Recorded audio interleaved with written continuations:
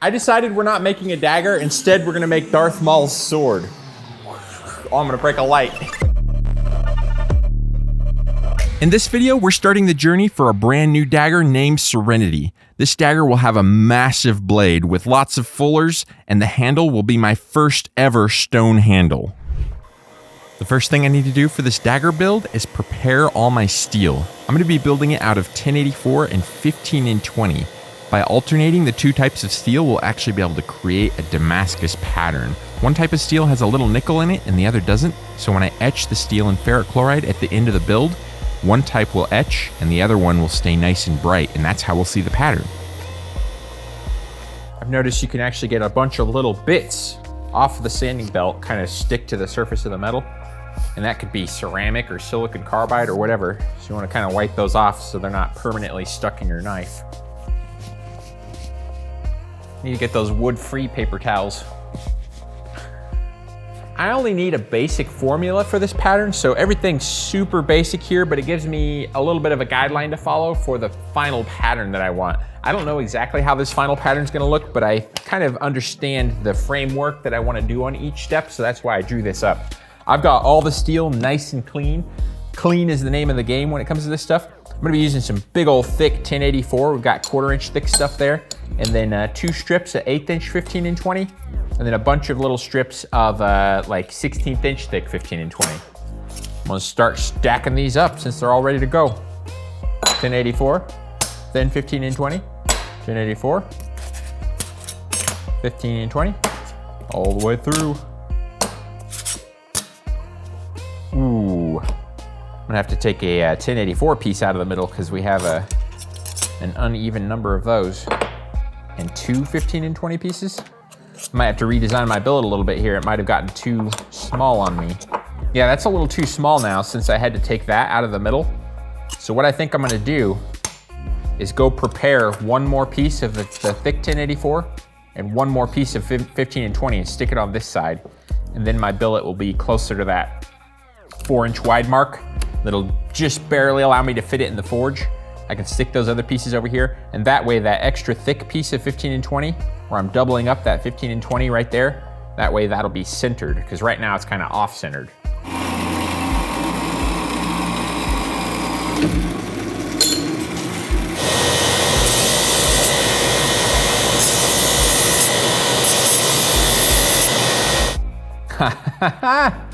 It's 20 thousandths of an inch over 4. So that'll be good. I think the forge can, at very maximum, handle like 1 1/4 or something, but I normally don't like to do that. I end up scraping onto the doorway. This should be perfect. Having this double layer of 15N20, this thick 15N20 in the very center of the billet, that should leave kind of a bright, shiny line on the final Damascus. I use a small drill press vise to hold all the pieces of steel together while I MIG weld the ends of the billet.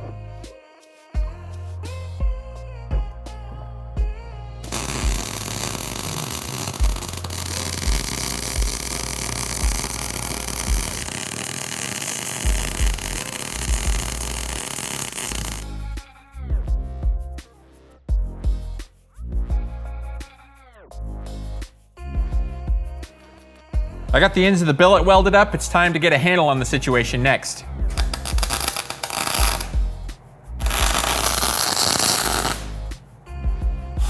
Yeah, I wouldn't be able to wire wheel it like this if I was holding it without the handle, because the billet is piping hot right now. So it works much better to go ahead and get that handle on there first. The reason I'm wire wheeling this billet is because I'm getting ready to seal it up. We're gonna do a 0 atmosphere forge weld on it. That means it's gonna be completely sealed up. We're not gonna use any flux or anything. There's 2 different ways I like to do this. I either like to cover the sides of the billet with sheet metal. In that case, you don't need to wire wheel it.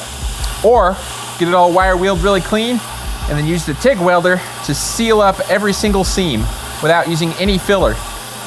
Ow. Just got hit in the face with a wire. I don't know if it's sticking out of my cheek or not, but it feels like it is. It feels like there's a big metal splinter in my cheek right now. That's why you want to wear your safety glasses while you're doing this, kids. So these wires fly off this thing and they will stick into your eyeball. Man, it's shiny when you wire wheel it. Coffee break. That's good. I would say it's only 25% burnt this time. I love to do 0 atmosphere forge welding to get beautifully clean forge welds. That means I'm gonna seal the billet up and not use any flux. I use the MIG welder on the ends of the billet, and right here I'm using the TIG welder to seal up the sides of the billet, not using any filler rod. Because I'm not using filler rod, after I forge weld the billet together, I won't need to grind anything off the edges. And the ends are welded with the MIG welder, and those are gonna get cut off after the billet's drawn to length. Josh wanted me to light the forge dramatically, so I'm gonna give it a shot here. We got some oil on paper towel. Get that in there.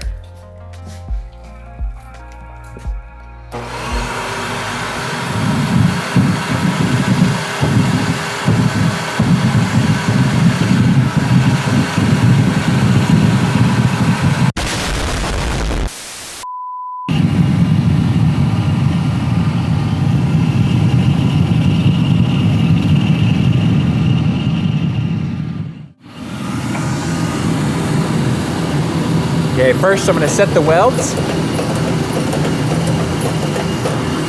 Okay, the welds are pretty much set. Normally I would work it down a little bit more and then go grind off the welds off the edges if I'd use the MIG welder, or if I'd put sheet metal on the edges. But since I did none of them, I can go ahead and keep forging this out since I used the TIG welder. I love forging out Damascus. I think of it kind of like a big boy grown-up Play-Doh. You've got this piping hot billet that's actually quite malleable, and a ginormous 40-ton hydraulic press that my dad and I built. Once you start squishing that metal out, you can kind of form it into whatever shape you want. In this case, I just want it turned into a long bar so we can cut it up and stack it up again.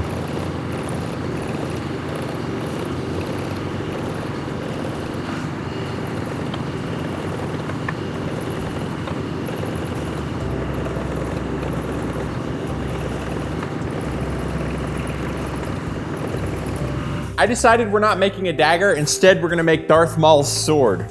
Oh, I'm gonna break a light. Actually, I wanted to draw it out really long so we can cut it up into a bunch of pieces and restack it. That, however, took a long time to grind. This thing is like, I don't know, 4.5 feet tall or so. I'm gonna go ahead and get it all marked out, and then we'll cut it up into a bunch of pieces, restack it, get it back in the forge, and we'll be multiplying the layers. I don't normally draw my billets out this long. I wanted to try drawing it out longer than normal though to see if I could cut it up into a bunch of pieces to multiply the pattern quickly. But it turns out it's probably a wash. It would be about the same amount of time to draw the billet out this long and cut it up into a bunch of pieces, or just draw it out shorter and cut it up into less pieces and do that process twice to come out with the same number of layers. You gotta cut more off both ends. I cut off that much off of one end and like 2 inches off the other end, and there's still MIG weld in there. So it kind of gets just sucked into the middle of the pattern when you forge it out that long. So I probably didn't need to forge it out quite this long. Well, no, I kind of did. I don't know. We're gonna cut it into 9 pieces, which is quite a bit more than normal. But is it worth it? Maybe it would have been better to do 4 pieces and 3, and then had an even finer pattern with maybe the same amount of work or a little bit less. I don't know.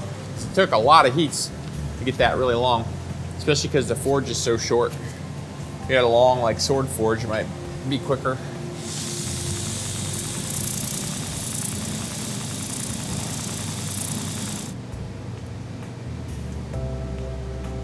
That looks good. I think there's maybe a little bit of something left, but that's probably enough. You can see these W's are a little bit less aggressive than my normal W's. That's because I didn't force the W's this time. I let them naturally form instead of using the squaring dies and stuff. I'm going for a little bit different look. Hopefully it'll pay off in the end. I gotta redo my layout and then go ahead and get this thing cut up into 9 pieces. We're gonna 9 times the layers. There's ferric chloride all over the floor now.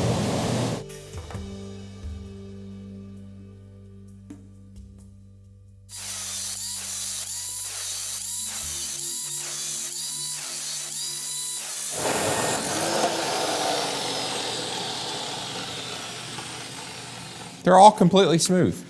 Like even that one, even these ones I'm keeping really need to be thrown away, I think. Might be able to just use that coarser one. I mean, this one that I said was worn out is still the sharpest belt out of all the used ones. With this worn out 120 grit belt, I'm not trying to completely get rid of all the angle grinder marks. I do like to smooth up the surface a little bit though and remove about 75% of them. I'm also cleaning up the edges to make sure we have good clean metal to do TIG welding on later. You don't want any scale or anything on the edges because the TIG welder does not like scale.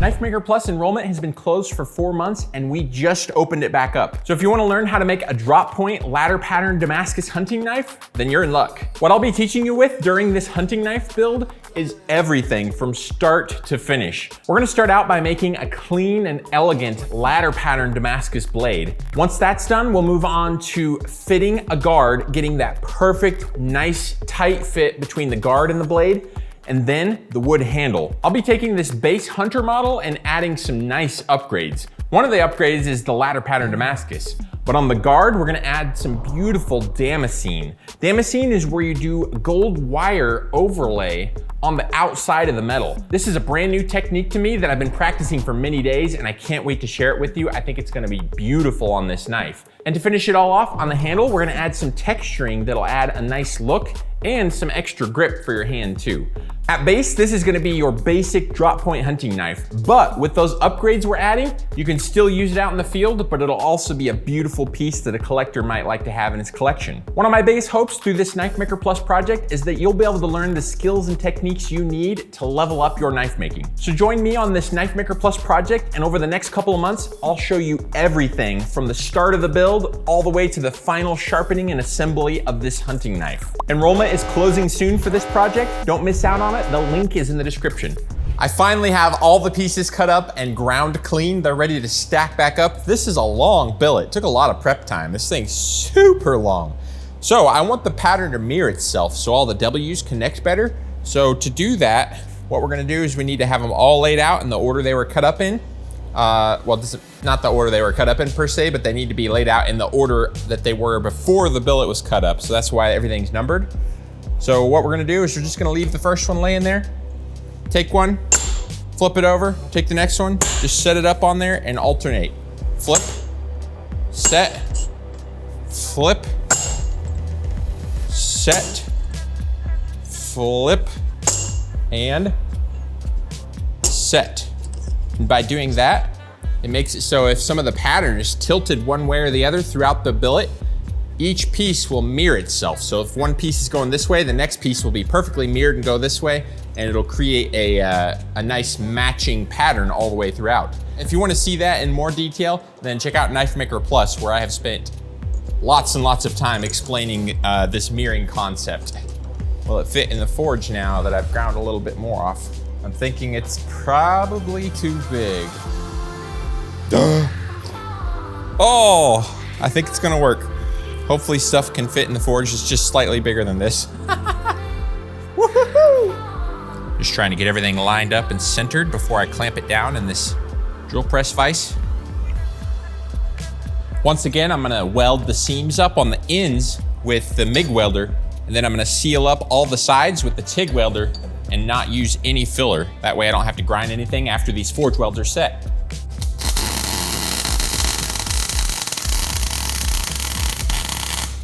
The noise canceling earbuds do not like welding, making all sorts of weird noises. Got the ends welded up. Next thing I need to do is get a handle on the situation.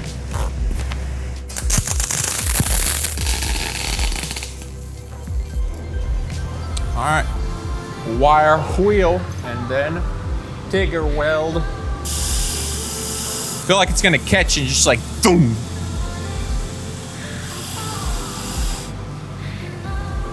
It's shiny when you wire wheel it. Just like I did with our initial billet stack, I'm sealing up the entire billet, MIG weld on the ends and TIG weld on the edges.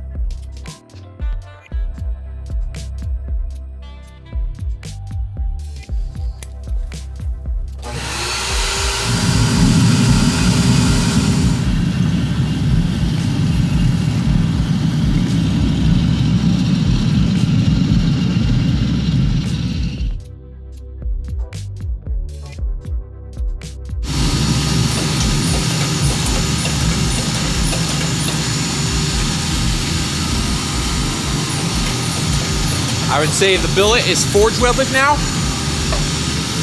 Go ahead and continue drawing this down. And then we're gonna re-square the pattern. Because right now the pattern kind of goes through the billet on a 90-degree angle, so it's going straight through the billet. But I want the pattern to go through the billet on a 45-degree angle, so that when we four-way the billet, it'll make a really cool little mosaic explosion picture on the end of the bar. So to do that, we got to re-square. So to start, get it 1 5/8 inch, then I'll re-square. That's where I tip it up on a 45-degree angle and smash the corners in. And basically make the corners the flat side and make what is currently the flat side the corners.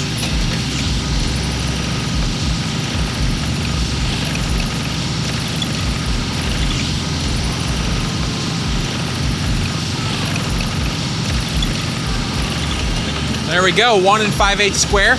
I'm gonna straighten it by hand a little bit, and on the next heat, we'll start re-squaring it.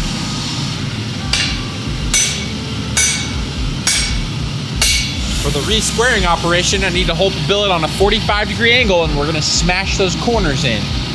I've changed out the stops in the press to 1 1/4 inch stops. I like to just work in 2 corners all the way down to that 1 1/4. Hopefully in one heat, and then start working the other corners. It allows me to control the re-squaring operation a little bit easier.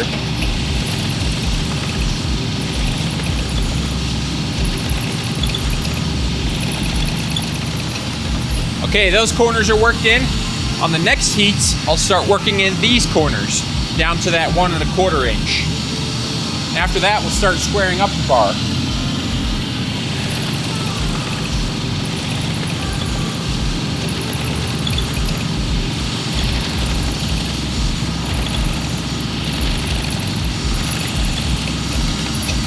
And after all that, we're back to a square. It's been re-squared.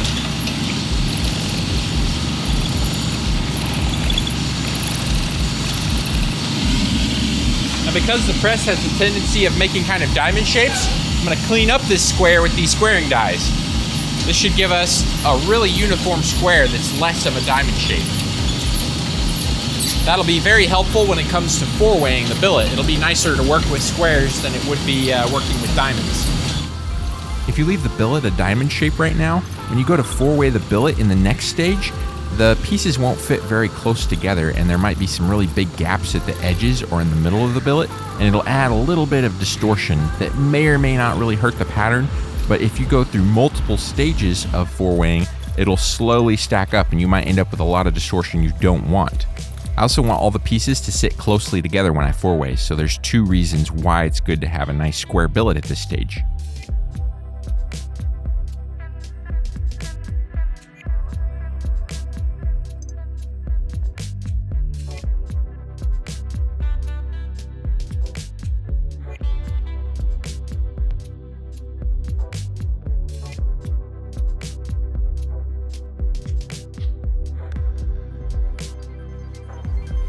Pattern's looking really good. I'm very happy with it. All the W's are really light and wispy. That's because I used thin 15 and 20 and extra thick 1080, so they're looking very nice. Also, it's 9 W layers altogether.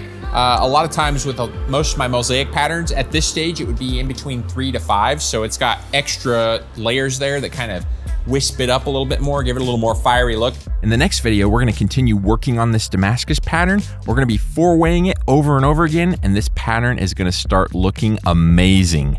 I will see you in the next video. May the forge be with you. Bye-bye! Join the #1 knife making membership to learn the skills you need to make better knives. Enrollment closes soon, so don't miss out.